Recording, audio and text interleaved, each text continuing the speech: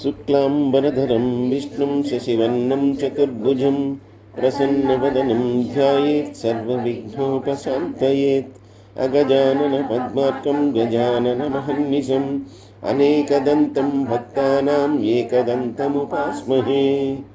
శాంతాకారం భుజగశయనం పద్మనాభం సురేశం విశ్వాకారం గగనసదృశం మేఘవర్ణం శుభాంగం లక్ష్మీకాంతం కమలనయనం యోగిహృద్యానగమ్యం వందే విష్ణుం భవభయహరం సర్వలోకైకనాథం. గురుర్బ్రహ్మ గురుర్విష్ణు గురుర్దేవో మహేశ్వరః గురుర్సాక్షాత్ పరం బ్రహ్మ తస్మై శ్రీ గురవే నమః. ఈ ప్రేరణకు కారణమైనటువంటి గురుదేవులు బ్రహ్మశ్రీ చాగంటి కోటేశ్వరరావు గారి పాదపద్మాలకు సభక్తిపూర్వకంగా నమస్కరిస్తున్నాను.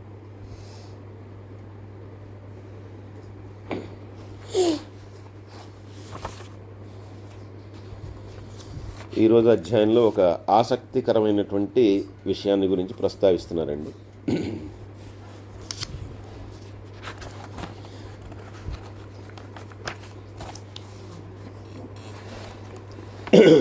ఇప్పటిదాకా మనకు మాఘమాసంలో వచ్చేటటువంటి నదీ స్నానము వీటి గురించే వచ్చినటువంటి కథలన్నీ కూడా వచ్చాయి. ఇప్పుడు కొంచెం దీనిలోంచి మాఘమాసం అంటే హరికేశవులు యొక్క వాళ్ళిద్దరిని కూడా హరిహరులిద్దరిని కూడా పూజించడం అనేటటువంటి విషయాన్ని ముందు నుంచి చెప్తూనే ఉన్నారు. ఇప్పుడు వాళ్ళ యొక్క గొప్పదనం ఏంటి, ఎందుకు ఆ హరిహరుల్ని పూజించాలి అనేటటువంటి విషయాలని ఇంకా రాబోయేటటువంటి వాటిలో కొన్నిట్లో చెప్తూ ఉన్నారు. ఒకసారి గోమతి నది తీరంలో ఉన్నటువంటి నైమిసారణ్యంలో శ్రేష్ఠులైనటువంటి జ్ఞానులైనటువంటి మునీశ్వరులు వీళ్ళందరూ కూడా ఋషులు అందరూ కూడా అక్కడ ఒకసారి ఒక మహాయాగం చేద్దామని చెప్పి అందరూ కూడా కూర్చున్నట్ట. కూర్చున్న తర్వాత ఆ యాగం అంతా కూడా చేశారు వాళ్ళు. యాగం అంతా కూడా అయిపోయిన తర్వాత మామూలుగా మాటల్లో వచ్చినప్పుడు ఎవరు గొప్ప అనేటటువంటి చిన్న అహంకారం అనేటటువంటిది ఇంత జ్ఞానులైనటువంటి వారికి కూడా వచ్చిందట. వచ్చిన తర్వాత ఇంకా వాళ్ళందరూ కూడా ఎవరికి వాళ్ళు అంటే ఒక్కొక్కళ్ళు ఒక్కో దానిలో గొప్పవాళ్ళు, ఒక మహర్షి ఒక్కో దానిలో గొప్పవాడు. అందువల్ల అందరూ కూడా నేను ఎక్కువ అంటే నేను ఎక్కువ, నేను ఎక్కువ అంటే నేను ఎక్కువ, ఇంద్రియ నిగ్రహంలో నేను గొప్ప, జ్ఞానంలో నేను గొప్ప, వేదాంగాల్ని ఎవరికైనా చెప్పడంలో నేను గొప్ప, ఇలా ఎవరికి వాళ్ళు అనుకుంటూ ఉండగా భృగు మహర్షి చాలా గొప్పవాడు అందరిలోకి. అంటే అందరూ గొప్పవాళ్లే, అందులో భృగు మహర్షి గొప్పవాడు. ఎందుకంటే ఆయన వైకుంఠానికి కానీ కైలాసానికి కానీ ఎక్కడికైనా ఆయన స్వయంగా వెళ్ళిపోగలడు. ఆయన ఎవరు అడుకోరు ఆపరు. ఆయన వెళ్తే కనుక వాళ్ళు దర్శనం ఇవ్వాలి. అలా దర్శనం ఇవ్వలేదని చెప్పి శంకరుడి మీద అందరి మీద కోపించి చివరికి ఆయన కాల్లో ఉన్నటువంటి కన్నును పోగొట్టుకున్నాడు అనేటువంటి కథ చరిత్ర. చాలామంది ఋషులు ఏంటంటే దూర్వాస మహర్షి కానీ వీళ్ళందరూ కూడా దేవతాంశలతో వచ్చినటువంటి వాళ్ళే. వీళ్ళందరూ కూడా ఆ వైకుంఠానికి కానీ ఎక్కడికైనా వెళ్ళిపోగలిగినటువంటి వాళ్ళు. కాబట్టి ఈ భృగు మహర్షి నేను ఎక్కడా కూడా నన్ను ఎవరు కూడా ఆపరు, నేను దర్శనం కోసం ఎవరి దగ్గర అపాయింట్మెంట్ అయితే అక్కర్లేదు, దీనికి ఈయన వెళ్ళిపోతే ఆటోమేటిక్గా అపాయింట్మెంటే. కాబట్టి నేను గొప్ప అని చెప్పి ఈయన అన్నట్టు. అంటే గౌతమ మహర్షి అన్నట్ట బ్రహ్మగారి యొక్క కల్పం వరకు తపస్సు చేసినటువంటి వాడిని. ఆ బ్రహ్మకల్పము అనేది ఏంటో మళ్ళీ తర్వాత చెప్తాను.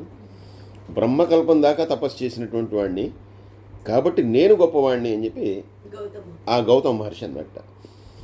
తర్వాత లోమసుడు అనేటటువంటి ఆయన నేను ఎంతోమంది మునీశ్వరులు వీళ్ళందరూ కూడా నా వల్ల జ్ఞానాన్ని పొందారు, కాబట్టి ఎంతోమందికి జ్ఞానాన్ని ప్రసాదించినటువంటి నేను గొప్పవాడిని అని చెప్పి ఆయన అన్నట్ట. అలాగే గర్గ మహర్షి అని ఆయన ఉన్నారు.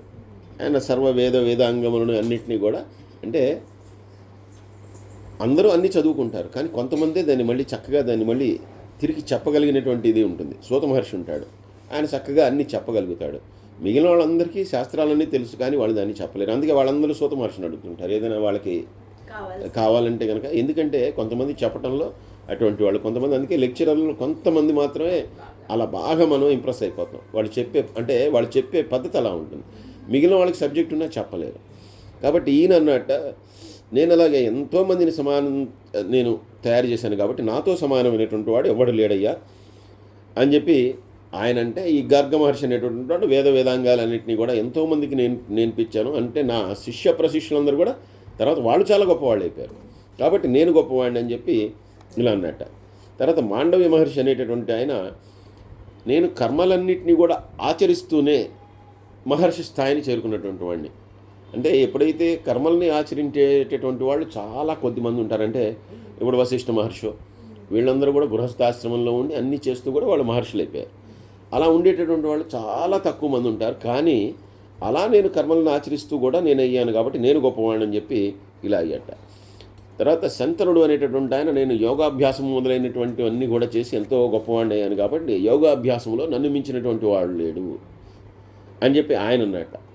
పౌలస్త్యుడు అనేటటువంటి ఆయన వేదములు, ఉపనిషత్తులు, మీమాంస అనే తర్కము ఇలా అనేకమైనటువంటి శాస్త్రాలు ఉన్నాయి దాంట్లో, అవన్నీ కూడా నేర్చుకున్నటువంటి వాడు కాబట్టి నేను గొప్పవాడిని అని చెప్పి ఆయన అన్నట్టు. ఇలాగా ఒకళ్ళనొకళ్ళు నేను గొప్ప అంటే నేను గొప్ప, నేను గొప్ప అంటే నేను గొప్ప, మనందరం గొప్పే, నువ్వు నీ శాస్త్రంలో గొప్ప, నేను నా శాస్త్రంలో గొప్ప అనుకుంటే అయిపోతుంది. ఇప్పుడు స్కూల్లో తెలుగు లెక్చరర్ గారు ఉంటారు, ఆవిడ బాగా వ్యాకరణం చెప్తుంది. లేదు ఒక మ్యాథ్స్ టీచర్ ఉంటాడు, ఆయన గొప్పగా లెక్కలు చెప్తాడు. కానీ మ్యాథ్స్ కంటే తెలుగు గొప్ప, తెలుగు కంటే మ్యాథ్స్ గొప్ప అనేది కొట్టుకున్నారనుకోండి. అసలు తెలుగు వస్తేనే కదా మ్యాథ్స్ వచ్చేదని వీళ్ళన్నా, వాళ్ళు మ్యాథ్స్ వస్తే కనుక జీవితం వస్తుందని కదా ఈయనన్నా, అయిపోయినట్టే. వీళ్ళందరినీ మించి పీడీ వచ్చి అసలు నేను ఉండబట్టి కదా అందరికీ ఆ శారీరక దారిద్ర్యం వచ్చేది, నేను ఎక్సర్సైజ్ చేసి ఆయన అన్నాడు మొత్తం. సో ఇలా వీళ్ళందరూ కూడా కొట్టుకుంటూ ఉన్నారట. ఇలా కొట్టుకోవటంలో కూడా ఎంత ఘోరంగా కొట్టుకుంటున్నారంటే వీళ్ళందరూ మునులు ఋషులు కాబట్టి వీళ్ళందరికీ జడలు కట్టినటువంటి ఇదంతా ఉంటుంది కాబట్టి ఆ జడలు పట్టుకుని కూడా కొట్టుకుంటున్నారట భృగు మహర్షి మొదలైనటువంటి వాళ్ళందరూ. అంటే ఇదంతా ఏంటంటే లోక కళ్యాణం కోసం. సరే ఇలా కొట్టుకుంటే ఉంటే ఈ చివరికి వాళ్ళ యొక్క దండాలు పెట్టి వాళ్ళ దగ్గర ఉన్నటువంటి మంత్రదండాలు ఇవన్నీ కూడా గాలిలోకి లేస్తున్నాయి. అందరూ కొట్టుకుంటూ ఉన్నారు. అదే సమయంలో నారదుడు వచ్చాడు. నారద మహర్షి వచ్చిన తర్వాత నారద మహర్షి మామూలుగా ఆయన్ని అడిగట, సరే నువ్వు వచ్చావు కాబట్టి సమయానికి వచ్చావయ్యా, మేమందరం ఇలా వాదులాడుకుంటున్నాం ఎవరు గొప్ప అంటే. ఈయన ఏది తేల్చకుండా అందే ఉంది, ఎవరికి వాళ్ళే గొప్ప, భృగు మహర్షి గొప్పవాడు, ఈయన గొప్పవాడు, ఆయన గొప్పవాడు, ఎవరికి వాళ్ళే గొప్పవాళ్ళు అన్నట్టు. వాళ్ళందరూ అవన్నీ మాకు అనవసరం, ఇప్పుడు మాకు వచ్చిన గోలే అది కదా, ఎవడు గొప్పవాడో అది చెప్పు, కానీ నువ్వు ఇలా ఉన్నావు అంటే కనుక మా కొట్లాట ఆగదో, ఇప్పుడు ఆ కొట్లాటలో నువ్వు కూడా కలుస్తావు అని చెప్పి ఈయన బెదిరించేసరికి ఈయన నారాయణ అనుకుంటూ ఈయన బయలుదేరి వైకుంఠానికి వెళ్ళిపోయాడు.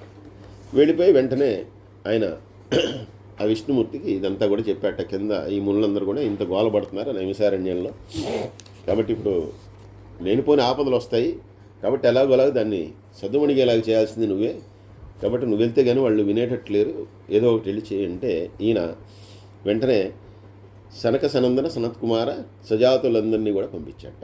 ముందర వాళ్ళని పంపిస్తాను, అలాగే మార్కండేయ మహర్షిని పంపిస్తాను, చూడు ఎలా ఇది వివాదం పరిష్కారం చేస్తాను చూడు. ఎందుకంటే ఇప్పుడు నేను వెళ్ళినా కూడా వినరు, ఎందుకంటే అహంకారంతో కొట్టుకుంటున్నారు కదా, అందుకని నేను వెళ్తే ఇప్పుడు పని కాదు, కాబట్టి నేను వెళ్ళినా కూడా వాళ్ళకి ఆ బుద్ధి అనేటటువంటిది రాదు. మళ్ళీ ఇదే ఒకటి ఎప్పుడో అప్పుడు వస్తుంది. ఇప్పుడు నేను వెళ్ళాను కదా నా మీద గౌరవంతో ఆగిపోయినా వాళ్ళలో మార్పు రాదు. వాళ్ళలో మార్పు రావాలంటే వీళ్ళు వెళ్ళాలి, చూడు ఎలా పరిష్కరిస్తాను అని చెప్పి వీళ్ళందరినీ పంపించాయట. ఇప్పుడు వీళ్ళందరూ కలిసి విష్ణువు చెప్పింది మీద అందరూ బయలుదేరి ముందరగా మార్కండేయ మహర్షి బయలుదేరి అక్కడికి వెళ్ళాట. ఎప్పుడైతే మార్కండేయ మహర్షి వచ్చారో వీళ్ళందరూ కొట్లాడుకుంటున్న వాళ్ళందరూ కూడా, మార్కండేయ మహర్షి అంటే చిరంజీవి, ఆయన గొప్ప ఆయుష్ను పొందాడు సాక్షాత్తు పరమేశ్వరుని యొక్క దీంతో. ఆయన ఎక్కడో చాలా ఉన్నతమైనటువంటి లోకాల్లో ఉండేటటువంటి ఆయన.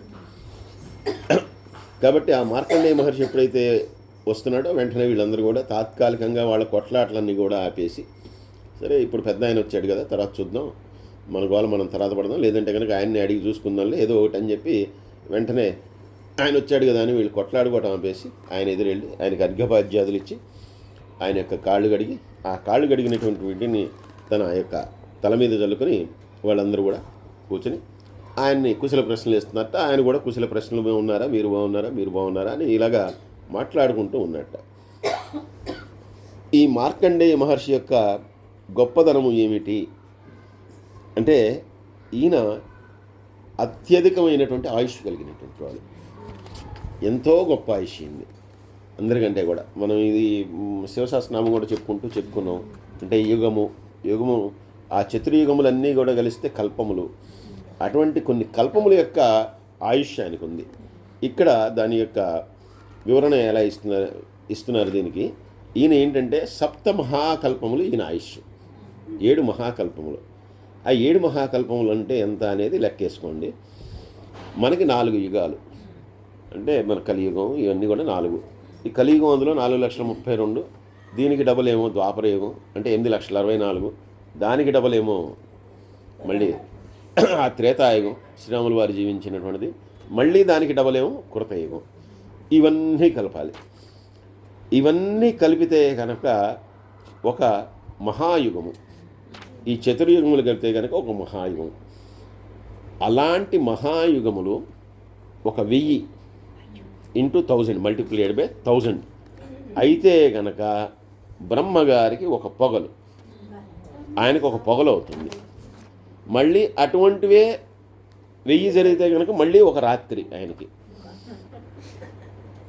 ఇలాంటివి 360 రోజులు జరిగితే, అంటే ఒక పొగలు ఒక రాత్రి చొప్పున 360 రోజులు జరిగితే ఆయనకి ఆయుష్ అయిపోతుంది, బ్రహ్మగారి ఆయుష్ అయిపోతుంది. అది ఆయనకి ఆయుష్.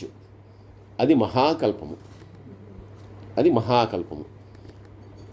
మార్కండేయ మహర్షి యొక్క ఆయుష్ ఏంటంటే 7 మహాకల్పాలు. ఇంటింటిలు వేసుకుంటారు. అంటే బ్రహ్మగారి ఆయుష్ కంటే కూడా ఎక్కువ, 7 రెట్లు ఎక్కువ ఆయన ఆయుష్.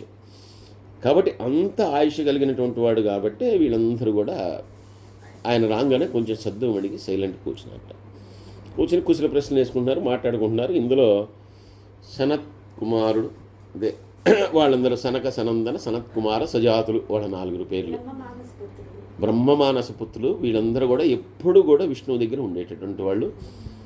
వీళ్ళ వయసు అంటే దేవతలకే వయసు ఎప్పుడు కూడా వాళ్ళు 30 దాటరు, వాళ్ళు ఎప్పుడు కూడా అదే వయసులో ఉంటారు. వీళ్ళు ఎప్పుడు కూడా బాలుడే, వీళ్ళు 5 ఏళ్ల పిల్లల్లాగా ఉంటారు. అసలు వీళ్ళకంటే ఇక బట్టలు ఉండవు, ఏమి ఉండవు. అంటే ఇక వాళ్ళు జ్ఞానంతో ఉండేటటువంటి వాళ్ళు సంపూర్ణ జ్ఞానులు. వాళ్ళు దేనిలో కూడా రారు. అంటే దేవతల దానవుల యుద్ధాల్లో కానీ ఎక్కడా కనిపించరు. వాళ్ళు నిరంతరము హరికీర్తన హరిభక్తి, అంతే వాళ్ళకి అదొక్కటే. ఎప్పుడైతే ఆ 9 కూడా పిల్లల రూపంలో ఉన్నటువంటి ఆ 9 కూడా వస్తున్నారో, ఎందుకంటే చెప్పాడు కదా విష్ణువు పంపించాడు వాళ్ళని కూడా. ఆ 9 వస్తుంటే ఇట్లా 7 మహాకల్పముల ఆయుష్ కలిగినటువంటి మార్కండేయుడు ఉన్నట్టుండి ఆయన కుర్చీలోంచి లేచి ఎదురెళ్ళి ఆ పిల్లల దగ్గరికి వెళ్ళి వాళ్ళ కాళ్ళు గడిగి ఆ పాదోదకం ఏదో ఆయన నెత్తిన జల్లుకున్నట్టు. వీళ్ళు కూడా ఆశ్చర్యంగా చూస్తున్నట్ట, చుట్టూతో ఉన్న వాళ్ళు కూడా ఆశ్చర్యంగా చూస్తున్నట్ట. అప్పుడు వాళ్ళే అడిగారట, అయ్యా మేము 5 సంవత్సరాల బాలురం, మా వయసు 5 సంవత్సరాలు, ఎప్పుడు అలాగే ఉంటుంది మేము, కానీ మీరా చాలా వృద్ధులు, 7 కల్పాల ఆయుష్ కలిగినటువంటి వాళ్ళు, అందులో మాకంటే చాలా పెద్దవాళ్ళు. అంటే వీళ్ళది 5 సంవత్సరాల ఆయుష్, ఆయన 12 సంవత్సరాల 16 సంవత్సరాల తర్వాత ఆయనకి ఇబ్బంది కాబట్టి 16 సంవత్సరాల తర్వాత ఆయన్ని చిరంజీవం చేశాడు. ఆ రకంగా చూసుకున్నా ఆయన పెద్దవాడే, ఈ రకంగా చూసుకున్నా పెద్దవాడే. అలాంటిది మీరు మా కాళ్ళకు నమస్కరించడం ఏంటండి అని చెప్పి వాళ్ళని అడిగితే ఆయన అన్నట్ట,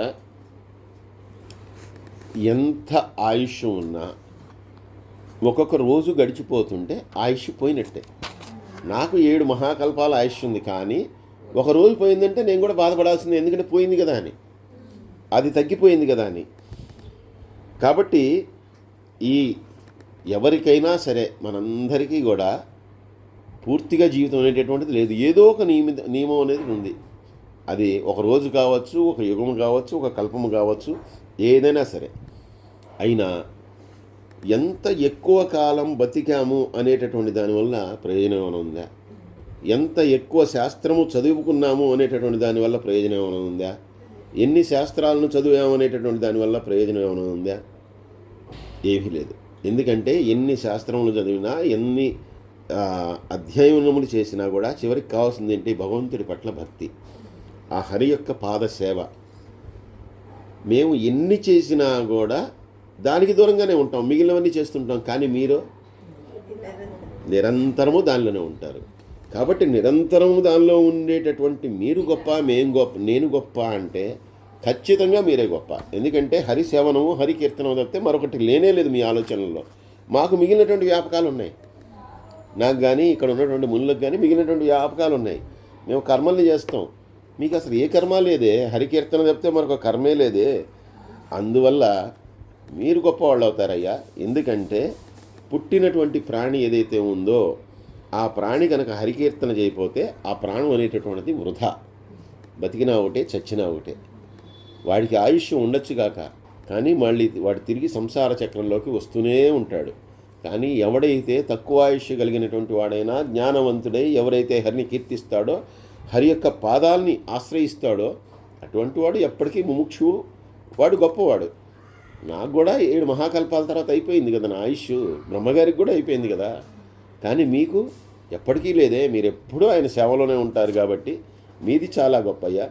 ఏదైనా హరి ప్రసంగాన్ని మానేసేటటువంటి వాడు కానీ, హరిని దూషించేటటువంటి వాడు కానీ వీడు ఎక్కడా బాగుపడినట్టు ఏ చరిత్రలో లేదు, ఏ పురాణంలో లేదు.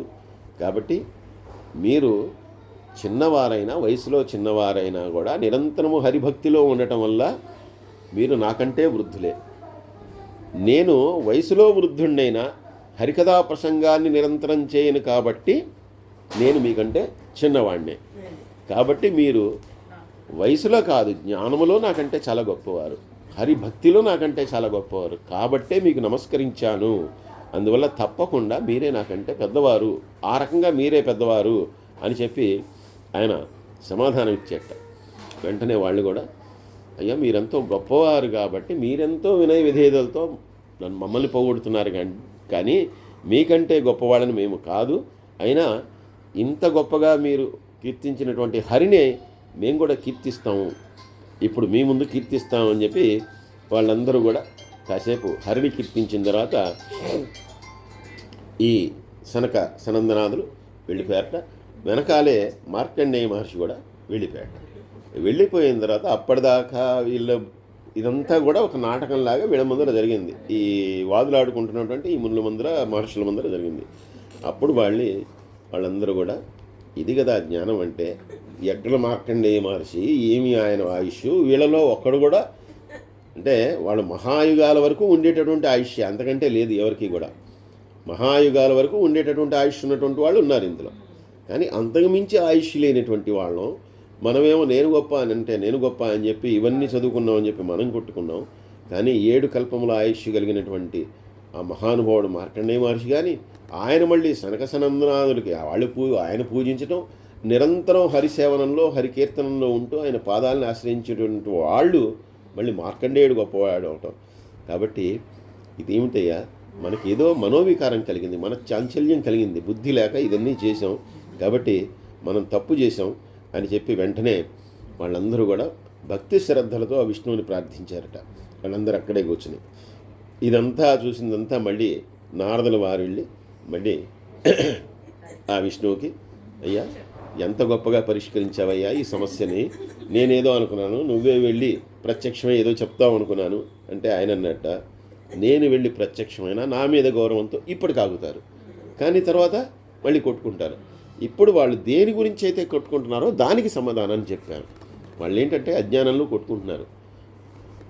బంగారు నగలు రకరకాలు ఉంటాయి, ఒక ఉంగరం ఉంది, ఒక చెవిపోగు ఉంది, ఒక నెక్లెస్ ఉంది, ఇది ఉంది, ఎన్నో రకాలైనటువంటి ఆభరణాలు ఉన్నాయి.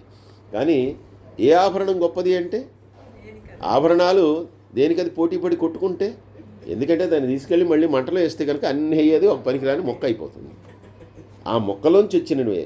కాబట్టి వారి వారి కర్మ విశేష రూపంగా ఎవరైనా కూడా అనేక రకాలైనటువంటి దేహాల్ని ధరిస్తారు, అలాగే భావనలు కలిగి ఉంటారు. కానీ ఇవన్నీ తెలియకుండా వాళ్ళు ఆ రకంగా అజ్ఞానంతో ఉండటం వల్ల వీళ్ళని పంపించాను. ఇప్పుడు వీళ్ళని పంపించడం వల్ల జీవితంలో మళ్ళీ అటువంటిది వాళ్ళ మధ్యలో తలెత్తదు, ఎవరు గొప్ప అనేటటువంటి తలెత్తదయ్యా అని చెప్పి ఆయన చెప్పాడయ్యా. కాబట్టి ఈ రకంగా హరి యొక్క అంటే హరి కేశవుడు వాళ్ళ యొక్క గొప్పతనం అటువంటిది. ఏది వచ్చినా కూడా దాన్ని పరిష్కరించడమే కాదు, సరైనటువంటి మార్గాన్ని చూపిస్తారు, జ్ఞానమును ప్రకాశింపజేస్తారు. అంటే జ్ఞానము ఉన్నటువంటి వాళ్ళలో కూడా దాన్ని ఉద్దీపన చేస్తారు.